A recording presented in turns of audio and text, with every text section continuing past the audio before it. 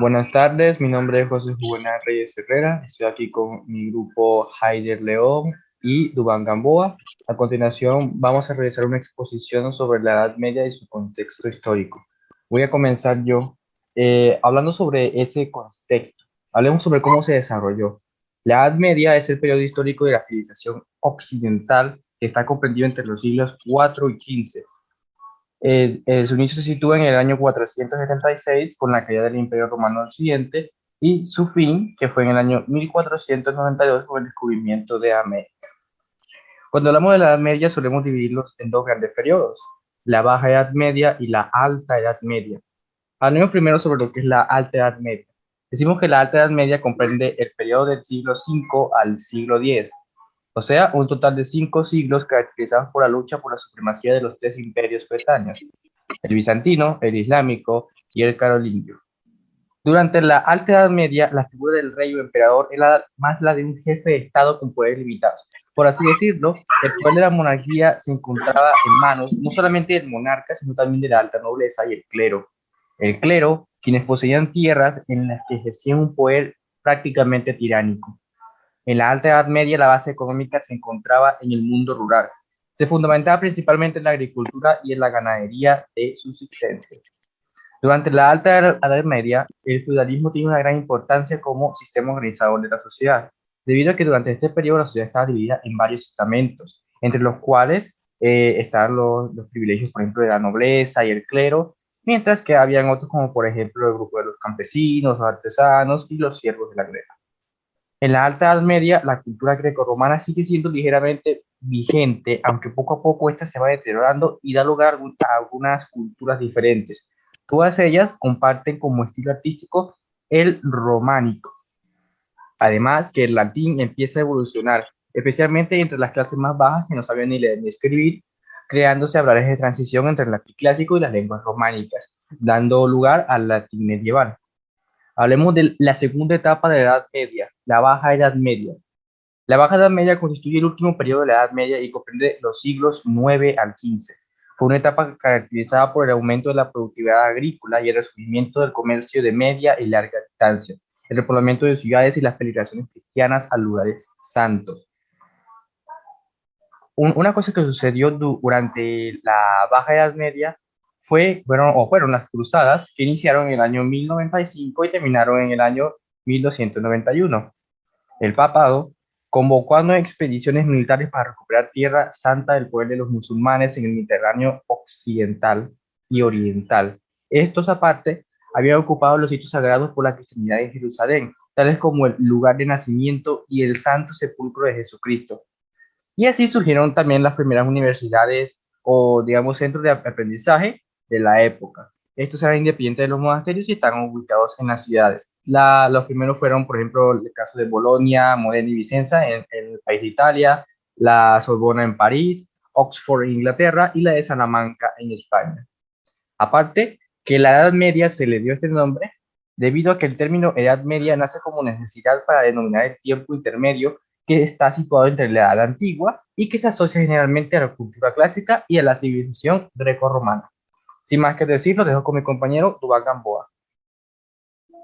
Bueno, como veníamos escuchando, eh, la Edad Media es el origen o es el término que nace como para denominar el tiempo intermedio que se sitúa entre la Edad Antigua y a la cultura clásica y la civilización greco-romana, que es como ya sabemos, la Grecia y la romana, y también pues a la Edad moderna. Eh, una de las preguntas que podríamos hacernos es que fue realmente una época de atraso.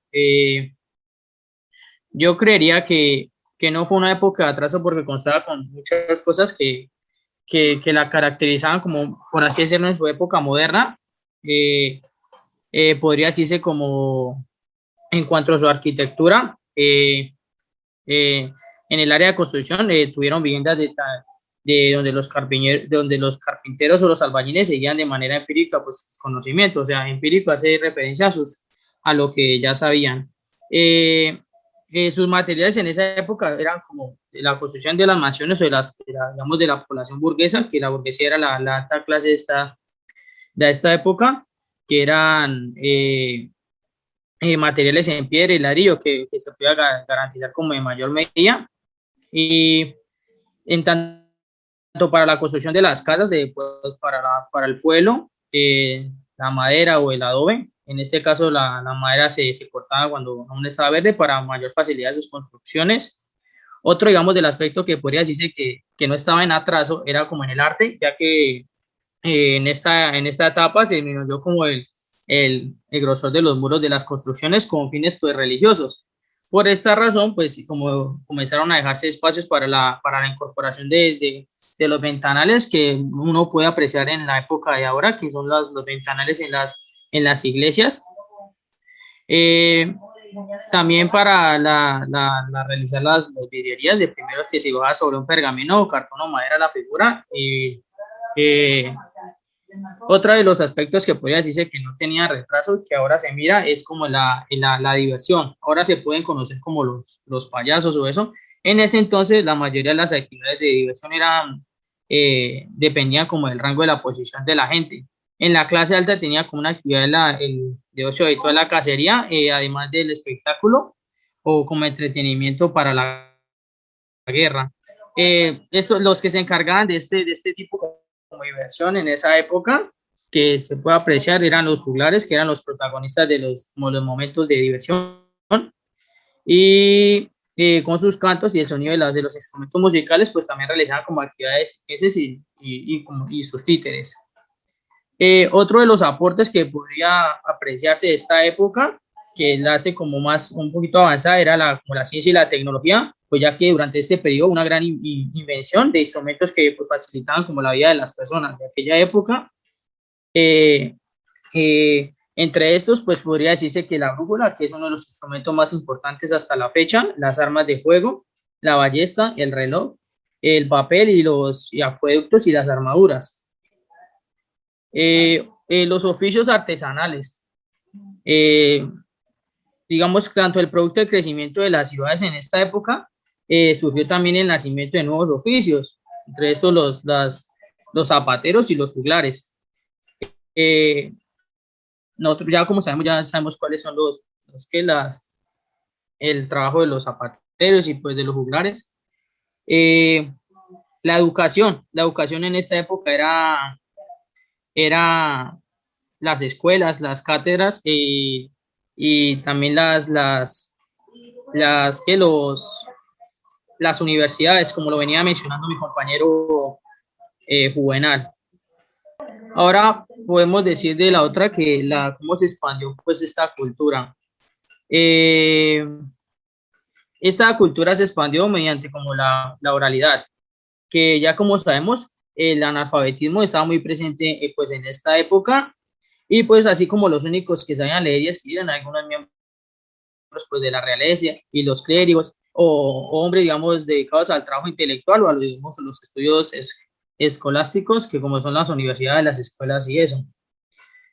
En esta época, la oralidad dejaba prácticamente como en segundo lugar a los libros, puesto que ya como era como más fácil al alcance, y pues como no, estos libros en esta época se escribían más que todo en latín, eran pues caros y estos se conservaban más que todo como en monasterios o en castillos. Y pues como ya venía mencionando, la mayoría de esta población era analfabeta.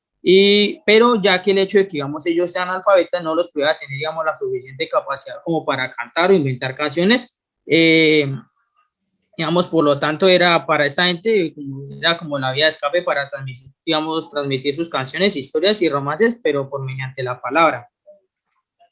La literatura oral pues tenía como lugar en el día a día, digamos, porque se representaba en las plazas, en los pueblos, en las casas, en la iglesia o en el mercado. Una, digamos, de las formas que adoptó la oralidad en esta época fue la lírica popular, formada por los textos que son transmitidos solamente generación como generación, que se caracterizan digamos, por la concisión para una mejor memorización, la sencillez, el anonimato y las variantes distintas versiones de pues, como cada obra. Otra que podemos decir es lo visual, que en esta época era muy importante y que era un ejemplo de ello, como eran en las iglesias que estaban llenas como así como de dibujos que narran diversas partes como de la Biblia. Digamos, en alguna de las columnas habían como escenas de la vida como de Jesucristo y todo eso, y se aseguraban de que la palabra pues de Dios como que llegase a todo el mundo. Eh, mm, Podría decirse que era una especie de, como de publicidad subliminal, donde así nos hace como referencia como al avance que tenía, que hoy en día vemos como la publicidad de otra manera. En esta época se miraba pues de esa manera. Eh, y así podría decirse eso. Bueno, bueno, entonces comencemos a hablar de la literatura medieval. Entonces, una pregunta que se plantea es, ¿quiénes y cómo aportaba la cultura a la literatura medieval? Tenemos que dejar claro que se le denomina literatura medieval a todos aquellos trabajos escritos, principalmente en Europa, durante la Edad Media, es decir, aproximadamente hace 1000 años, transcurridos desde la caída del Imperio Romano de Occidente y hasta inicios del Renacimiento a finales del siglo XV. También encontramos que la literatura o los géneros literarios utilizados en la época medieval fueron la épica, la lírica, la narrativa y el teatro. La épica podría ser la más popular y era representada en cantares o culta relación epopeya, ¿sí? Epopeya. La narrativa fue un movimiento que se sirvió para el desarrollo de la novela y el cuento. Algunas características que podemos encontrar de la literatura medieval desde una perspectiva muy amplia, perdón, se puede clasificar en dos partes: la literatura religiosa, amenada de la iglesia y del mundo de la cultura cristiana, y la literatura profana, menos abundante y amenada más al pueblo. También otra característica que encontramos en la literatura medieval es que presenta un predominio absoluto de los valores cristianos en sus distintas formas de literatura, desde la lírica hasta la narrativa. Esto implica en algunas ocasiones una referencia directa a Cristo o al Evangelio. Recordemos que la época medieval regía el teocentrismo, que era Dios como centro de todo. También tenían abundantes textos anónimos, ¿sí? Especialmente de la literatura profana, con diversas versiones provenientes de la tradición oral popular. A menudo esto se debe a las dinámicas de censura eclesiástica o fiscalización que había sobre los textos. Otra característica puede ser el contraste. Muchos de sus autores fueron conocidos por padres eclesiásticos, monjas o sacerdotes, en cuyas obras se indagaban conceptos de la teología, filosofía y liturgia, o se hacían críticas veladas a la propia iglesia.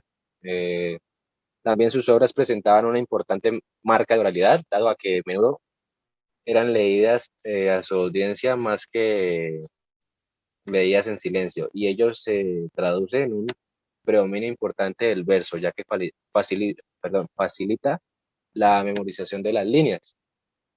Algunas obras y autores importantes que podemos encontrar en la literatura son, en cuanto a obras, Amadis de Gaula, que es de un autor anónimo. Podemos encontrar la Alexiada de Ana Comnena, de Digenis Acritas, autor griego anónimo. Beowulf, autor de Anglosajón anónimo. El Cantar de Roldán es un autor francés, pero anónimo también. Y uno de los más importantes es el Cantar del Mío Cid, que también le pertenece a un autor anónimo.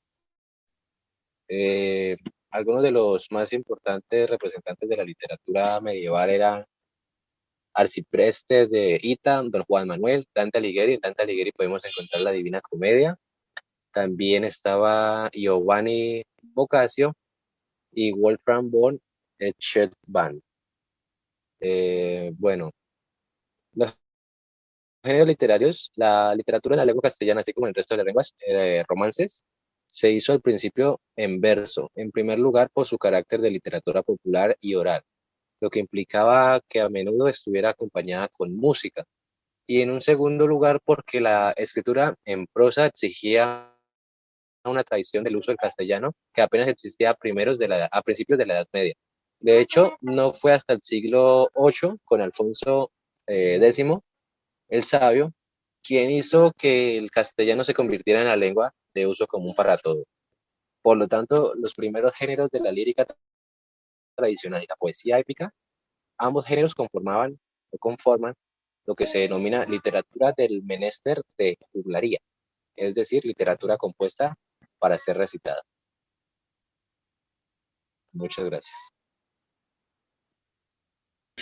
Eso ha sido todo. Espero le haya gustado. Muchas gracias. Nos despedimos.